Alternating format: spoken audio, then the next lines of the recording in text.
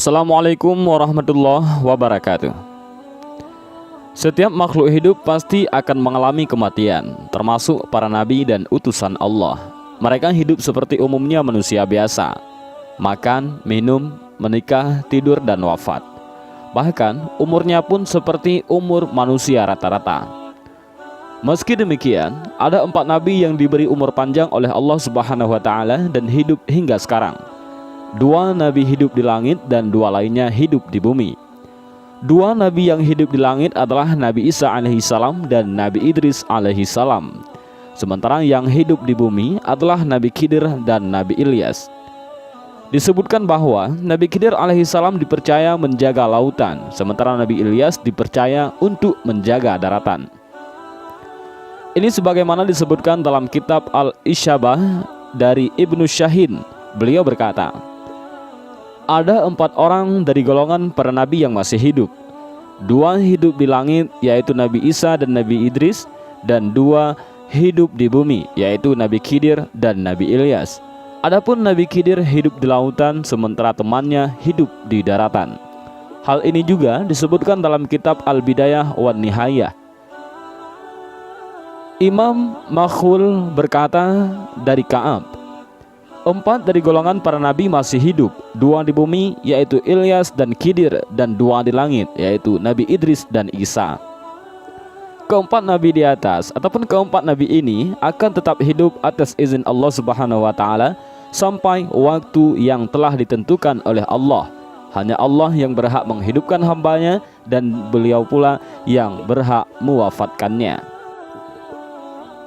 Dan di video ini kita akan menceritakan 4 ulama Nusantara yang pernah bertemu dengan Nabi Khidir alaihissalam. Yang pertama adalah Kiai Haji Maimun Zubair ataupun Mbah Mun. Mbah Mun dulu ketika nyantri di pesantren Lirboyo pernah ditemui Nabi Khidir alaihissalam. Sekitar jam 11 siang, seperti ada suara yang memanggil nama beliau. Ternyata suara itu berasal dari kuburan dekat pondok. Ternyata di kuburan itu ada Nabi Allah Khidir. Pakaiannya seperti petani, pakai caping. Inti yang disampaikan Nabi Khidir alaihissalam, kamu cinta sama saya juga cinta sama kamu. Dijamin Gusti Allah nantinya. Setelah dahulu begitu, Nabi Khidir alaihissalam mendoakan Mbah Mun lama sekali. Setelah lama berdoa dan diamini oleh Mbah Mun muda, Nabi Khidir alaihissalam kemudian menghilang. Dan Mbah Mun juga akhirnya balik ke pondok lagi. Fakta ini ternyata diketahui Kiai Mahrus Ali. Setelah pertemuan itu, Mbah Mun muda langsung terlihat sosok santri muda yang sangat alim. Mbah Mun muda juga akhirnya mengaku kepada Kiai Mahrus perihal yang baru saja dialami. Setelah peristiwa itu, Mbah Mun muda akhirnya sowan kepada Mbah Kiai Hamid Pasuruan. Setelah sampai di kediaman Kiai Hamid, sebelum matur apapun, langsung Kiai Hamid berkata, saya sudah tahu. Ini tadi baru saja dikasih kabar Nabi Khidir. Sekarang saya pesan kamu yang hati-hati ya. Yang kedua adalah Kiai Haji Hashim Asy'ari. Dulu ketika itu hujan turun dengan begitu deras di Kabupaten Bangkalan saat itu, khususnya di Demangan, Pondok Pesantren As-Surhan Syekhuna Khalil Bangkalan. Meski hujan mengguyur dengan derasnya, ada saja orang yang bertamu kepada beliau. Terlihat di antara rintik hujan yang semakin deras, seorang tua lumpuh sedang susah payah hendak berkunjung menemui Syekhuna Khalil. Syekhuna Khalil segera tanggap. Beliau lalu memerintahkan santrinya untuk menyusul. Adakah di antara kalian yang mau menggendong dan membawa tamuku di luar sana itu? Biar saya saja, Yai, jawab seorang santri muda yang mendahului teman-temannya. Santri muda itu bergagas meloncat menembus rintik hujan yang semakin deras, menghampiri orang tua itu. Tanpa pikir panjang, ia menggendongnya untuk menemui Syekhuna Khalil. Dengan sangat akrab, Syekhuna Khalil menyambut tamunya. Dan di antara keduanya terjadi dialog 4 mata. Tak beberapa lama, rupanya percakapan mereka telah usai. Syekhuna Khalil mendatangi santri-santrinya itu untuk meminta bantuan lagi. Siapakah di antara kalian yang mau membantu orang tua ini untuk kembali pulang? Biar saya, Yai, sahut santri yang tadi yang menggendong orang tua tersebut. Lalu Santri muda itu dengan penuh rasa takzim menggendongnya keluar pondok pesantren dengan hati-hati sesuai perintah Syekhuna Khalil. Setelah santri dan tamu tua itu keluar dari kawasan pesantren, Syekhuna Khalil berkata kepada santri-santri yang lain, "Santri-santriku, saksikanlah bahwa ilmuku telah dibawa santri itu." Dan ternyata yang digendong oleh santri tersebut adalah Nabiullah Khidir alaihissalam yang bersilaturahmi kepada Syekhuna Khalil, dan santri yang menggendongnya adalah Hadratus Syekh Kiai Haji Hashim Asy'ari Muda, yaitu pendiri Nahdlatul Ulama yang kemudian mewarisi keilmuan Syekhuna Khalil Bangkalan.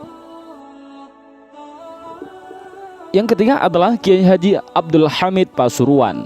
Kiai Haji Abdul Hamid Pasuruan dikenang sampai sekarang sebagai sosok wali Allah yang penuh karamah. Beliau dulu pernah nyantri di pesantren Termas di bawah asuhan Kiai Haji Dimyati. Tapi kealiman beliau tertutupi oleh karamah kewalian yang beliau miliki yang masyhur sampai sekarang. Dan salah satu karamah beliau adalah bisa sering dan mudah bertemu dengan Nabi Khidir alaihissalam. Suatu ketika Mbah Kiai Hamid Pasuruan berkata bahwa Nabi Khidir alaihissalam akan datang di kediaman beliau besok pagi hingga waktu zuhur. Maka tersebar luaslah kabar tersebut.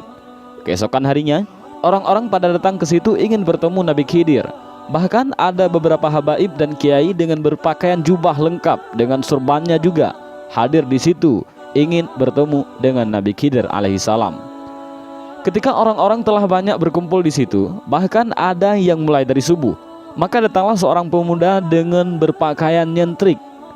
Orang-orang yang hadir di situ tidak memperdulikan pemuda tersebut karena semua tamu yang hadir berpakaian ala Islami. Ketika bertemu Mbah Kiai Hamid, pemuda itu langsung bersalaman dengan Mbah Kiai Hamid dan ingin mencium tangannya. Namun Kiai Hamid menolak untuk dicium tangannya, dan justru Mbah Kiai Hamid ingin mencium tangan pemuda itu, tapi ditolak juga oleh pemuda itu. Kejadian itu terjadi di depan seluruh yang hadir waktu itu. Kemudian pemuda itu berganti pakaian dengan pakaian yang sudah kotor yang dibawanya. Selanjutnya membersihkan selokan di sekitar kediaman Mbah Kiai Hamid sampai waktu zuhur, kemudian pergi. Seusai salat zuhur, salah seorang yang hadir di situ memberanikan diri bertanya kepada Mbah Kiai Hamid, kapan Nabi Khidir alaihissalam akan datang? Dan Mbah Kiai Hamid menjawab bahwa orang yang membersihkan selokan tadi adalah Nabi Khidir alaihissalam. Tidak sedikit dari para tamu yang menantikan dapat bertemu dan bisa bersalaman dengan Nabi Khidir alaihissalam akhirnya menyesal dan menangis lantaran tidak mengenali kedatangan sang Nabi karena lebih melihat sosok dari pakaian yang dikenakannya. Yang keempat adalah Syekhuna Kiai Haji Khalil Bangkalan. Suatu hari Syekhuna Khalil Bangkalan sedang menemui tamu-tamunya di ruang depan. Mbah Khalil yang juga ulama besar dan salah satu guru dari Kiai Haji Hashim Asy'ari, yaitu pendiri NU, duduk dengan salah satu lutut tertekuk di depan perut beliau sambil bercengkrama dengan para tamu-tamunya yang ditemani dengan secangkir kopi yang ada di hadapan masing-masing. Ketika sedang asik mengobrol itu, tiba-tiba datang seorang gembel dengan pakaian lusuh sambil menuntun seekor anjing masuk ke ruangan. Kontan saja semua tamu pada heran bercampur geram, apalagi tanpa salam, tanpa bicara, dan tanpa izin. Tiba-tiba si pengemis ini menyeruput kopi milik Mbah Khalil hingga tinggal ampasnya. Terlihat juga ingus yang keluar dari hidung pengemis tak diundang itu. Marahkah Mbah Khalil? Tidak. Mbah Khalil tampak merubah posisi duduknya seperti orang posisi duduk yang sedang sholat. Telapak tangannya menyatu di atas paha, kepalanya menunduk tanpa berani menatap muka si pengemis. Justru beberapa tamu bangkit bermaksud mengusir orang aneh ini, tapi segera dicegah oleh Mbah Khalil dengan isyarat tangannya. Beberapa saat suasana hening, Mbah Khalil tetap menunduk. Tamu yang ada di ruangan itu tak satupun yang berani bersuara sampai kemudian si pengemis berlalu tanpa sepatah kata pun. Setelah gelandangan itu pergi, Mbah Khalil membuka suara. Siapa yang mau meminum kopi bekas tamuku tadi? Tentu saja tak seorang pun yang mau, karena kopi itu bekas diminum oleh seorang pengemis dengan ingus menempel di bawah hidung.